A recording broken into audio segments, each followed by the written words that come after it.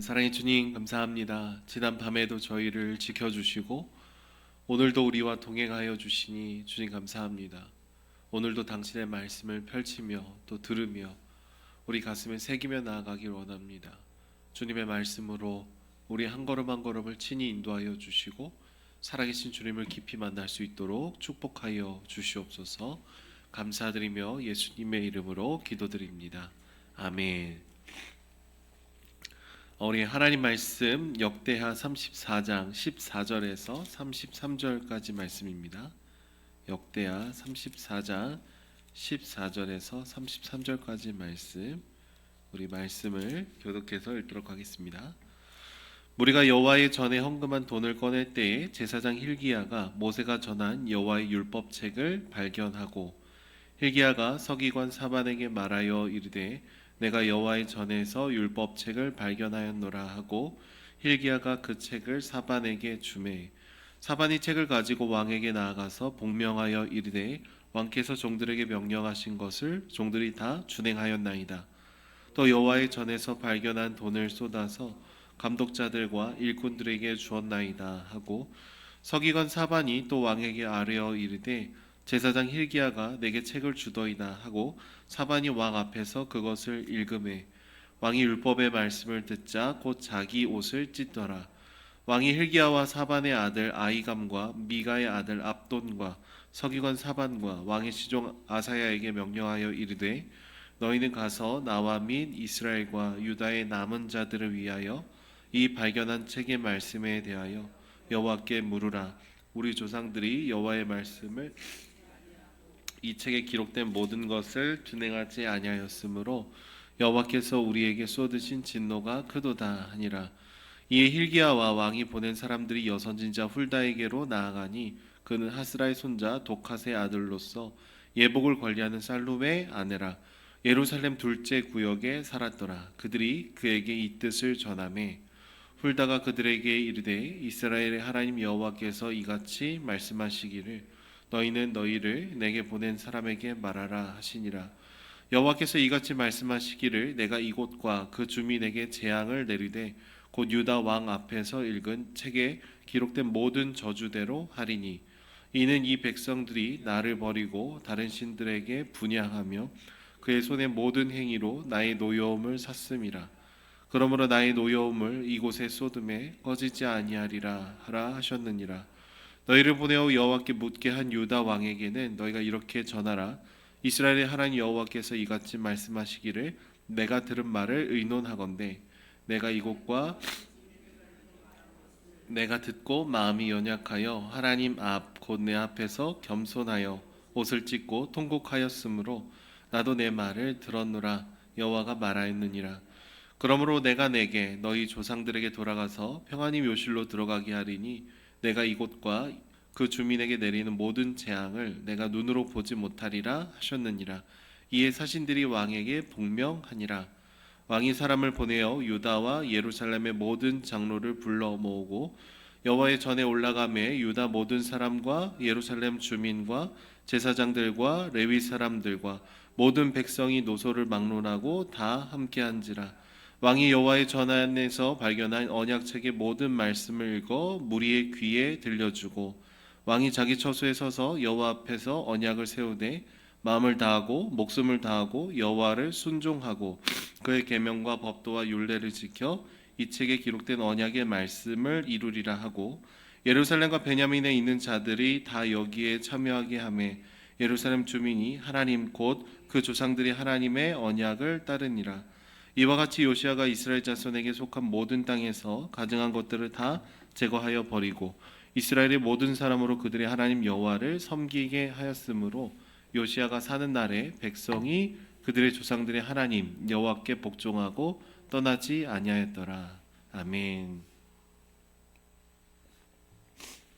여러분 우리는 종종 하나님이 만드신 자연 질서 중에서 아주 당연한 것들을 지키면 안전하지만 그것을 어기면 우리 스스로가 아프고 다치는 경험들을 하곤 합니다. 그래서 높은 곳에서 그냥 이렇게 뛰어내리면 중력의 법칙으로 인해서 뭐 뼈가 부러질 수가 있고 미끄러운 곳에서 속도를 늦추지 않고 막 이렇게 달려가게 되면은 넘어지기 마련입니다. 계속해서 몸에 좋지 않은 음식들을 지속적으로 먹게 되면은 서서히 우리 몸이 망가지게 될 수밖에 없겠죠. 만약에 우리 집에 어떤 뭐 창고가 있는데 조그만 방이 있는데 바람이 통하지 않고 습하게 계속 방치를 해두면은 곰팡이가 생기는 것이 마련입니다. 여러분 일정한 법칙을 알고 이것을 따르면 이해하고 따르면 어려운 일들을 피할 수 있지만 터부시 여기거나 가볍게 여길 때 우리는 무엇인가 아픔과 어려움이 찾아옵니다. 그런데 여러분 이런 것들을 모든 책임을 하나님께 계속해서 돌린다면은 사실 그것은 넌센스이겠죠. 높은 곳에서 뛰면 다친다라는 사실을 모르지 않았습니다. 아파트 2층 높이의 놀이터에서 스스로 다 알면서 점프를 했다면 그것은 누구의 책임일까요? 다 알면서 점프한 사람의 책임이겠죠. 하나님 왜 이런 중력을 만드셔서 내가 이렇게 다치게 합니까? 우리는 우리 삶에 일어나는 여러 힘들과 어려움에 대해서 저희가 해석을 할 때 우리가 하고 싶은 것을 다 하면서 책임은 주님께로 돌리고 싶어하는 마음의 모습들이 종종 있다라는 거예요. 하나님은 출애굽기 20장에서 10계명의 말씀을 주시고 24장을 통해서 이스라엘 백성들과 시내산에서 언약을 맺어 주셨습니다. 사실 모든 만물을 만드신 하나님께서 우주의 먼지보다도 작은 사람인 우리라는 존재와 약속을 맺으신다, 언약을 맺으신다. 이것을 곰곰이 생각해 보면은 넌센스이고요. 우리 말로 표현하면 은혜입니다. 하나님이 무엇이라고 우리에게 관심을 두시고 내 이름을 아시고 내 형편을 아시고 나와 영원까지 함께하겠다라는 그 약속을 하실까? 하나님의 은혜이죠. 시내산에서 하나님께서 우리를 소중하게 여겨주시고 이스라엘 백성들과 언약을 맺어 주셨습니다. 그때 이스라엘 백성들이 보였던 반응은 하나예요. 우리가 당신의 모든 말씀을 준행하겠습니다. 우리가 당신의 말씀을 다 따르겠습니다. 순종하겠습니다. 그 모습으로 나아가게 됩니다. 하지만 이스라엘 백성들의 그 역사를 우리가 말씀을 통해서 살펴보면은 이 언약은 계속해서 일방적으로 파기되곤 했었습니다. 하나님은 신실하지만 이스라엘 백성들이 신실하지 못했기 때문이죠.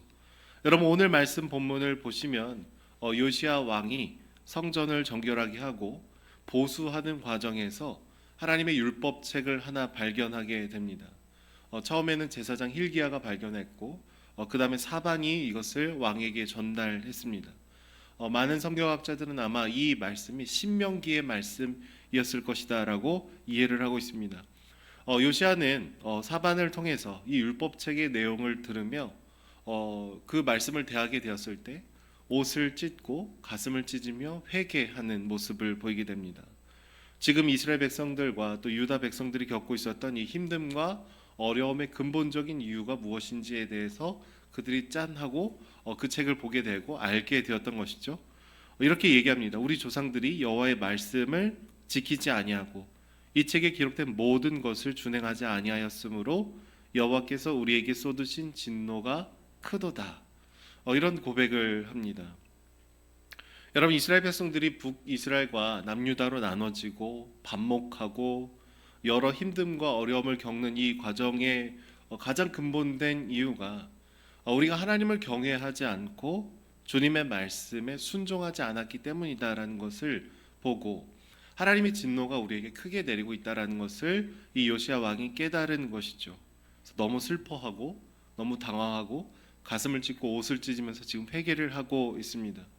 그런데 여러분 우리는 종종 신명기의 말씀을 대할 때 하나님께 순종을 하면은 복을 받고 하나님께 불순종하면은 뭐 저주를 받는다라는 이 말씀들을 듣게 되면은 약간 하나님의 성품에 대해서 저희가 의심을 할 때가 있습니다. 너무 하나님 마음대로 하시는 것이 아닌가? 하나님 독선적이시지 않은가? 하나님 좀 째째한 분이시지 않은가? 내 말을 들으면은 잘해줄게. 내 말을 듣지 않으면은 심판을 내릴 거다.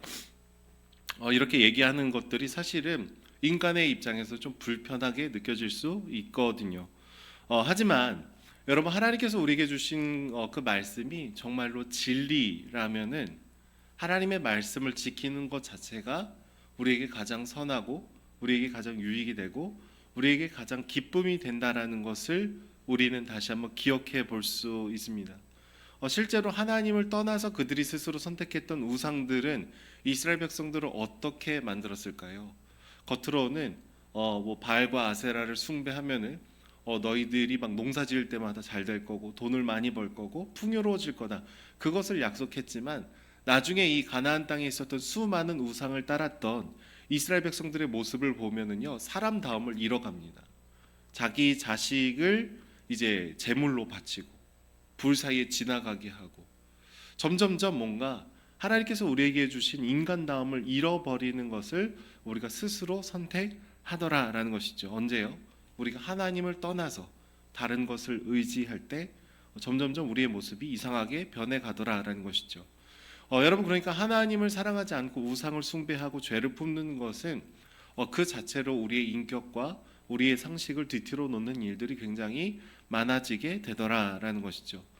그러니까 하나님의 뜻을 따르면 복을 주시고 하나님 뜻을 우리가 떠나면 심판을 받는다라는 이것은요, 하나님의 하나하나를 두고 우리에게 막 보복을 하시는 그런 분이 아니라 하나님의 말씀 자체가 선하기 때문에 그것을 벗어나면 우리 삶에 일어나는 이 심판에 대한 일들을 보게 되는 것이죠. 여러분, 철도 위에 기차가 막 달리는데 이 철도 자체가 나를 제약하고 있어. 이것을 벗어나야지. 벗어나는 순간 제약입니다. 그것을 얘기해주고 계신 것이죠. 그런 의미에서 하나님의 말씀에 순종하는 것이 가장 복됩니다. 하나님의 말씀을 떠나는 것이 우리 삶에 심판을 받게 될 수밖에 없게 만들게 되는 것이죠. 이것을 알게 되었던 요시아는 옷을 찢으면서 오늘 회개합니다. 그리고 여선지자 훌다에게 사람을 보내서 예전에 주셨던 율법의 책의 내용은 이런데 그럼 오늘을 살아가는 우리가 정말 이 말씀을 다 적용하면서 살고 있는지에 대해서 묻게 됩니다. 하나님은 이 훌다를 통해서 이스라엘 백성들에게 오늘 얘기해 주시는데 이런 얘기들을 하죠. 그들이 여전히 하나님을 버리고 다른 신을 분향하고 모든 행위로 노여움을 샀기 때문에 커다란 심판은 여전히 진행 중이다. 취소가 되진 않았다. 이런 얘기를 합니다. 그런데 겸손한 마음으로 옷을 찢고 회개한 요시아의 그 말을 주님께서 들으셨다. 아신다. 이런 얘기를 하시죠. 그래서 요시아 왕의 시대에는 유다를 향한 이 심판이 있지는 않을 것이다 라는 약속을 해주십니다. 네가 묘실로 잘 들어가긴 할 거다 이런 얘기를 해주죠. 그런데 요시아는요, 내가 살 때는 뭐 커다란 문제는 없구나, 그 정도에 머무르는 것이 아니라 요시아는 더 하나님께로 나아가기로 선택합니다. 그러니까 모든 장로와 백성들을 다 모아서 하나님의 율법을 다시 듣기 시작하죠. 여호와 앞에서 언약을 세우고 우리가 지금 마음과 목숨을 다해서 주님께 나아가야 된다. 우리가 지금 뭐 하루하루는 커다란 어려움이 없는 것처럼 보이지만 사실 우리가 하나님을 버리고 우상을 숭배하고 죄를 사랑하고 그래서 사실은 우리가 커다란 그래프를 보면은 하얀 곡선을 계속 그리고 있다. 심판의 길로 가고 있다. 그냥 오늘 하루 당장 멸망하지 않는다고 이 길을 계속 걸어가서는 안 되고 우리가 진짜 주님의 말씀으로 돌아가야 됩니다. 그 얘기를 하고 있는 것이죠. 그래서 하나님의 말씀만이 우리를 온전하게 한다라는 것을 선포하고 공동체적인 회개와 돌이킴을 요구하고 있습니다. 이스라엘 백성들은 은밀히 그러나 끊임없이 품고 있었던 이 우상들을 다 제거하고 하나님만을 보기를 원하는 그런 모습으로 나아가게 되는 것이죠. 하나님을 경외하는 왕이 있고 하나님의 말씀에 순종하고 싶어하는 그 진실한 마음이 이 이스라엘 백성들 마음 가운데 온전하게 흘러가기 시작했더라라는 것이죠. 저하는 사랑하는 여러분, 우리는 종종 이 하나님의 말씀을 대할 때 말씀을 좋다는 것은 알지만 이것을 온전히 순종하는 것이 너무 힘들고 버겁다라고 느껴지는 시간들이 있습니다. 하나님 말씀대로 살기 너무 어려워요. 우리 남편을 막 용납해주고 사랑해주기 어려워요. 우리 아내와 막 화목하기 너무 어려워요. 말씀대로 내가 자녀들을 양육하는 게 너무 어렵습니다. 우리는 말씀을 대할 때 기본적으로 나의 성품을 벗어나는 것이기 때문에 말씀을 순종하기 너무 어렵다. 우리는 이것이 기본 스탠스입니다. 그런데 하나님의 말씀을 외면하고 괴롭다고 피하면 더 큰 아픔이 찾아온다라는 것을 우리는 다시 한번 기억을 해야 됩니다. 이게 더 어렵지만 쉬운 길일 수 있다. 주님의 말씀에 눈을 꼭 감고 순종해 보는 것이 사실은 이 엉킨 실타래를 푸는 유일한 방법일 수 있다라는 것을 믿고 순종하고 걸어가 봐야 되는 것이죠.